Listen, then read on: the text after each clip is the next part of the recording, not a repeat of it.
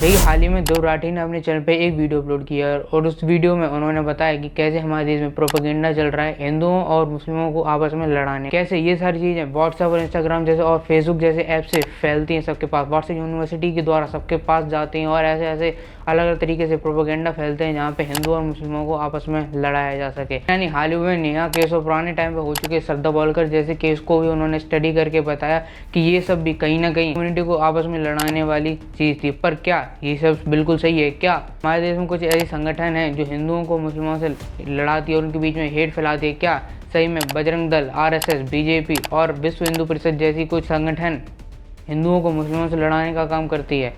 आगे जानते हैं। देखिए, सबसे पहले तो उन्होंने अपने वीडियो में बताया कि नेहा, श्रद्धा बोलकर और ऐसे जितने भी केस हुए हैं जहाँ पे विक्टिम कहीं ना कहीं एक हिंदू लड़की थी और जो कि कल्प्रिट था वो एक मुस्लिम कम्युनिटी का था, वो बहुत ज़्यादा गलत है और ऐसा बिल्कुल भी नहीं होना चाहिए। पर उन्होंने कुछ ऐसे केस भी बताए जहाँ पे हिंदू कल्प्रिट होता है और विक्टिम एक मुस्लिम लड़की होती है या फिर कोई और ही कम्युनिटी की होती है। और यही बताया कि अगर एक कम्युनिटी का एक इंसान कुछ ऐसे गलत काम कर देता है पूरी कम्युनिटी को टारगेट नहीं करना चाहिए। और ये सारी बातें कहीं ना कहीं सच भी है। देखिए, अभी कुछ टाइम पहले मैंने एक लव जिहाद वाली वीडियो भी बनाई थी जहाँ पे मैंने ये सारी चीज़ें बताई थी कि नेहा और श्रद्धा बोलकर केस ऐसे इंसिडेंट हमारे देश में आए दिन होते रहते हैं और कहीं ना कहीं इसका कनेक्शन लव जिहाद से है। अब लव जिहाद हमारे देश में होता है, ये ग्राउंड रियलिटी है, ये भी मैंने बताया। पर हर मुसलमान एक जैसा नहीं होता, ये भी मैंने कहा था।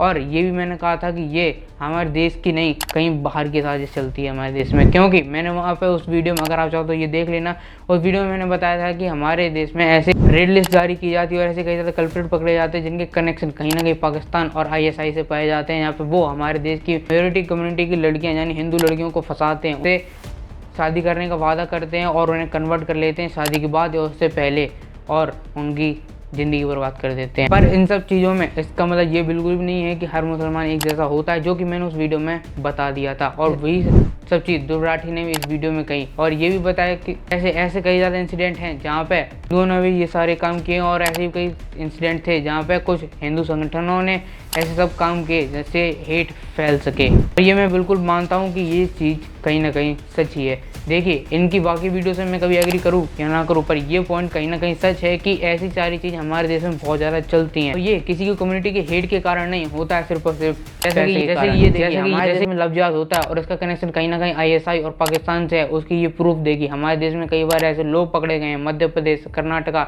ऐसे कई बार इंसिडेंट हुए हैं जहाँ पे जब उन लोगों को पकड़ा जाता है तो उनमें से कई सारे लोग हिंदू लड़की को कन्वर्ट करके इस्लाम में कन्वर्ट कर लेते हैं और उनको आईएसआई को भेज देते हैं, जिसके बाद उनकी ज़िंदगी बर्बाद कर दी जाती है, उनसे उल्टे सीधे काम कराए जाते हैं और एंड ऑफ द टाइम वो एक किसी न किसी की गोली के शिकार हो जाती हैं। और मैं यहाँ पे किसी कम्युनिटी को टारगेट नहीं कर रहा, मैं अच्छे से जानता हूँ कि ये काम कहीं ना कहीं हिंदू भी करते हैं, पर वो किसी टेररिस्ट ऑर्गेनाइजेशन के अंडर में आके नहीं, कहीं ना कहीं अपनी मर्जी से करते हैं और कहीं ना कहीं उनकी मेंटलिटी खुद खराब होती है, जिस मानता हूँ बहुत ज़्यादा गलत है। इतना नहीं, श्रद्धा बोलकर के टाइम के बाद मैं बहुत अच्छे से जानता हूँ महाराष्ट्र में भी ऐसी खबर आई थी जहाँ पे एक पति अपनी पत्नी को मार के कुकर में पका कि कहीं ना कहीं उसको खा जाता है। और इसके बाद मैंने ट्विटर पर भी की थी और मैंने उसको जानवर तक घोषित कर दिया था।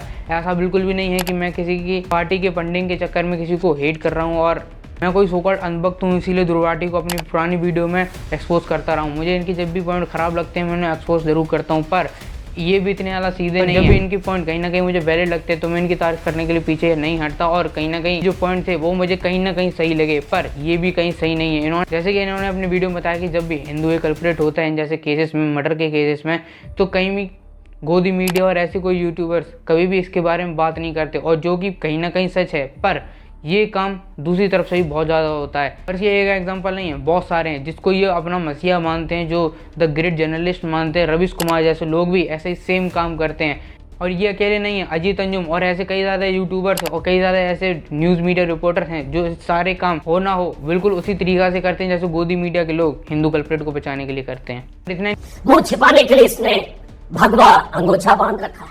दूर से वीडियो में दिख नहीं रहा, क्या पता उस पर जय श्री राम भी लिखा हो।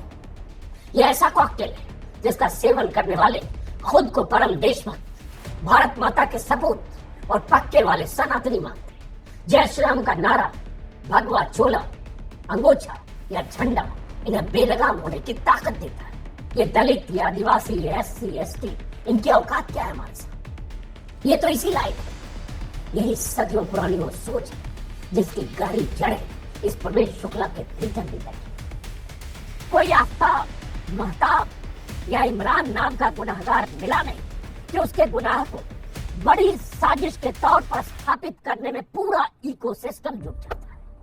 क्या इसको हिंदू मुस्लिम का मामला देकर एक तरह से एक धर्म को फिर टारगेट करने का बहाना खोजना ठीक है, या इसको इस तरह से देखना चाहिए कि आफ्ताब पूनावाला एक गुनहगार है और एक लड़की का कातिल है, उसको कंस्पिरेसी करना, उसके बहाने हिंदू मुसलमान एंगल देते हुए मुसलमानों को टारगेट करना, ये आपकी मानसिक विकृति के अलावा कुछ हैं। इतना नहीं, आपको भी बहुत अच्छे से मालूम होगा कि कुछ ही समय पहले बनाई में एक केस हुआ था जहाँ पे 2 मुस्लिम लड़की हिंदू बच्चों को, बहुत छोटे माइनर बच्चों को, उनको मार देते हैं गला रेत के। और जब ऐसी खबर सब सामने आने लगी तब रवीश कुमार और अजीत अंजुम जैसे लोग उनका नाम लेने से भी घबरा रहे थे और ये कह रहे थे इसको पॉलिटिकल और कम्युनल एंगल मत दो, ऐसा बिल्कुल भी नहीं। और पर यहीं पर अगर ये सेम काम कोई हिंदू कर देता तो उसके पीछे पड़ जाते और जी जान लगा के इसको ट्रेंडिंग में लेके आने की कोशिश करते। अब जहाँ पे दुबराटी अपने वीडियो में वॉशिंगटन जैसी एक खबर का रेफरेंस देते हैं जहाँ पे एक टाइम पे व्हाइट और ब्लैक के बीच में लड़ाई हो गई थी और उस न्यूज़ मीडिया ने माफ़ी मांगी थी। आखिर ऐसा काम तो कुछ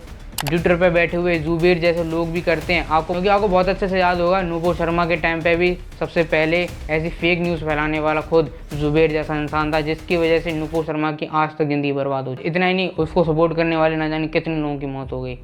फिर भी दुबराटी इन सब चीज़ों का नाम कभी नहीं लेने वाले, क्योंकि उनको भी मालूम है कहीं ना कहीं उनकी फंडिंग में दिक्कत आएगी।